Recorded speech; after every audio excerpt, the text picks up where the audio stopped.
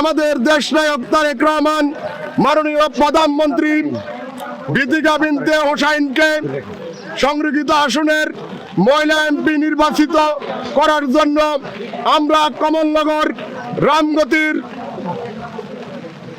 সর্বস্তরের মানুষের পক্ষ থেকে তারেক রহমানকে জানাই বিশেষ কৃতজ্ঞতা ও ধন্যবাদ। এবং কমলনগরের মানুষ নির্বাচিত সদস্য হিসেবে দেখতে চাই সবাই।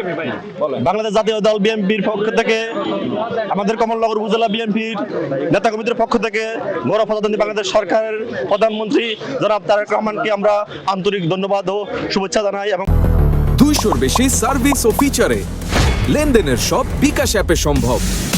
কৃতজ্ঞতা প্রকাশ সন্তান আমাদের মরহুম শফিল বাড়ি বাবু ভাইয়ের সহধর্মিনী সাবেক ছাত্রদল নেত্রী জনাব বিথিকে বিনতে হোসেন আপুকে সংরক্ষিত এমপি নির্বাচিত করায় দেশ নায়ক তারেক রহমান বাংলাদেশ প্রধানমন্ত্রী জনাব তারেক রহমানকে ধন্যবাদ ও কৃতজ্ঞতা প্রকাশ করছি।